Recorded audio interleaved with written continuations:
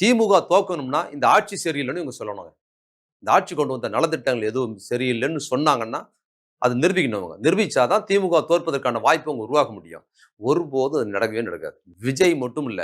நீங்க வந்து அகில இந்திய சூப்பர் ஸ்டார் ஷாருக் கான்லருந்து, நீ இந்திய சூப்பர் ஸ்டார்லருந்து நீங்க அ ப ஹாலிவுட்லேருந்து நடிகர்லாம் கூப்பிட்டு வந்து நீங்க விஜய்க்கு ஆதரவா பிரச்சாரம் பண்ணாலும், தமிழ்நாட்டில் ஜெயிக்க முடியாது. நீங்க போய் மெரினா பீச்ல கல்லறையில ஜெயலலிதாவையும், எம்ஜிஆரையும் தோண்டி கொண்டாந்து பிரச்சாரம் பண்ணாலும் கூட, இந்த திமுக அரசை தோற்கடிக்க முடியாது. ஏனென்றால் இந்த ஆட்சியில் பெண்கள் அடிப்படை கூலி தொழிலாளிகளாகும், கூலி தொழிலாளிக்கு மனைவியா இருக்கிற பெண்களோட நலத்திட்டங்கள் அதிகமா இருக்குது. பாண்டிங் ஆயிட்டாங்க. அத யாராலும் பிரிக்க முடியாது. நீங்க ஜெயலலிதா ஆட்சியிலும், எம்ஜிஆர் ஆட்சியிலும் அப்படி ஒரு உறவெல்லாம் ஒண்ணுமே கிடையாது. ஆனாலும் ஓட்டு போட்டுக்கிட்டு இருந்தாங்க மக்கள். எம்ஜிஆருக்கும், ஜெயலலிதாவுக்கும். ஆனா இந்த ஆட்சியில வந்து ஒரு குடும்ப தலைவர் மாரி, ஒரு குடும்பத்தில அப்பா மாதிரி, ஒரு குடும்பத்தில அண்ணன் மாதிரி மாதா மாதம் முதலமைச்சர் வந்து குடும்பத்துக்கு உதவி பண்றாரு குடும்பத்தில. நீங்க கீழ இறங்கி அந்த எளிய மக்கள் வாழ்வோட நெருங்கி பார்த்தீங்கன்னா தான் தெரியும்.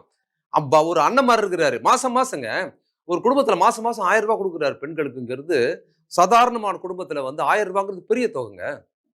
1000ங்கிறது அவங்களுக்கு கரண்ட் பில்லே மாசம் ரூ. 500 குறைவா தான் வரும். Current bill. ரூ. 500 கம்மியா தான் வரும். பெருசா போறாது. ஏசி வச்சிருக்கவங்க வீட்ல தான் அதிகமான கரண்ட் வரும். ஏசி இல்லாதவங்க வீட்ல ரூ. 500க்குள்ள தான் கரண்ட் வரும். கரண்ட் பில்லு அவங்களுக்கு வந்து ரூ. 500 வருதுன்னா, ரூ. 500 கரண்ட் பில் கட்டிட்டாங்கன்னா, ரூ. 500 கையில இருக்குது. அப்ப சின்ன அடிப்படையான குடும்ப மளிகை சாமான் கடை, வேற ஏதாவது கடனுக்கு அது பண்ணிடுவாங்க. அது போக அதே குடும்பத்தில இருக்கிற பெண் குழந்தை, ஆண் குழந்தை இருந்தாங்கன்னா, +2 முடிச்சுட்டாங்கன்னா, அவங்களுக்கு ரூ. 1000 குடுக்குறாரு மாசம் மாசம். அவங்க கல்லூரி போறதுக்கு ரூ. 1000 குடுக்குறாரு. அந்த பணத்த எடுத்துட்டு அவங்க கல்லூரி படிக்கிற செலவுக்கு கல்லூரி போற வர செலவு பாஸ் எல்லாமே இலவசமா இருக்குது. அதே மாரி ரூ. 1000 குடுக்குறாருங்கிறது அது ஒரு குடும்பத்துக்கு போகுது. இன்னும் காலையில குழந்தைகளுக்கு காலை உணவு குடுக்குறாரு. ஃப்ரீயா குடுக்குறாரு.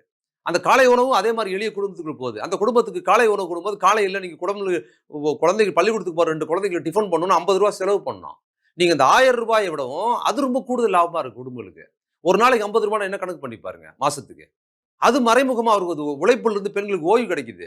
அந்த ரூ. 50 காலைல டிஃபன் பண்றதுலருந்து சேவிங்ஸ் கிடைக்குதுன்னு சொல்லி, சுத்தி வளைச்சு மருத்துவ செலவு, மருத்துவ காப்பீடு திட்டம் ஒவ்வொரு வீடா போய் மருத்துவ உதவி குடுக்குறாரு. ஆக்சிடென்ட்ல ரோட்ல அடிபட்டுட்டாங்கன்னா, அவங்களுக்கு பெரிய நட்சத்திர மருத்துவமனைகள்ல வந்து 2,00,000 3,00,000 வரைக்கும் செலவு பண்ணி பண்ற அளவுக்கு அவரு இது பண்றாருன்னு சொல்லி, சாதாரண எளிய மக்கள் நீங்க வந்து ஒரு 10,000 ரூ. 5,000 மாதம் குடும்பம் நடத்துறாங்க பாருங்க. அது மாரி குடும்பங்கள் தான் கோடிக்கணக்கான குடும்பங்கள். அந்த குடும்பத்துக்கும் திமுக தலைவர் ஒட்டுமொத்தமா நான் சொல்ல மாட்டேன். திமுக தலைவர் தளபதி முதலமைச்சருக்குமான உறவு நெருக்கமாக இருக்கிறது.